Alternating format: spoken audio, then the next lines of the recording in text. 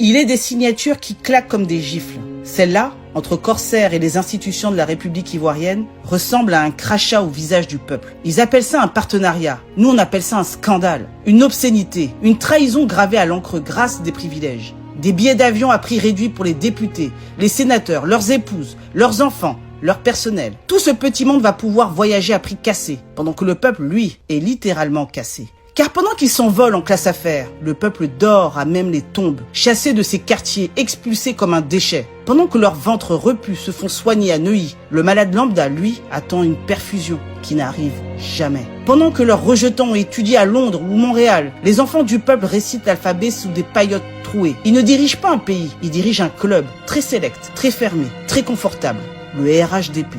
Badge obligatoire, accès lounge, couloir VIP. La République, un mot creux. Un slogan de campagne. La Côte d'Ivoire, une entreprise privée, avec jet et champagne pour les actionnaires. Et la diaspora, cette vache à lait qui envoie des milliards chaque année, qu'elle continue d'envoyer, mais qu'elle ne rêve pas de contrepartie. Elle n'a pas la carte du club. Ils gouvernent entre eux, pour eux. Ils boivent notre sueur, mangent notre douleur, digèrent notre misère, puis nous jettent un sourire en période électorale. Oui, quand vient l'élection, ils reviennent le sourire bien repassé pour parler d'inclusivité, de solidarité et bien sûr, de solutions. Regardez le taux de croissance. La vie est chère? Chute. Regardez les ponts. Vous dormez en dessous? Chute. Regardez les routes. Vous avez été déguerpis? Chute. Regardez les buildings. Vous dormez dans des cimetières? Chute. Ado la solution, disait-il. Visiblement, la solution, c'est de vous oublier. Et vous croyez encore qu'ils partiront d'eux-mêmes? Voyons. On ne quitte pas un buffet à volonté quand c'est le peuple qui règle la note. On se resserre, on commande le dessert et un digestif. On trinque et on laisse un pourboire à soi-même.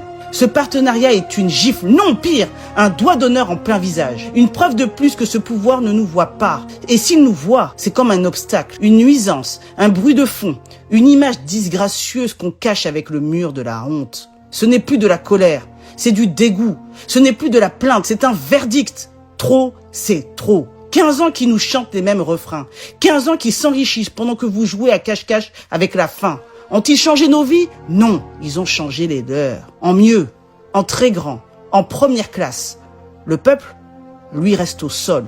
Le pouvoir, lui, s'envole. Mais que les puissants n'oublient jamais, même quand ils rampent dans la poussière, le peuple observe. Il endure, il encaisse. Et un jour, il décide.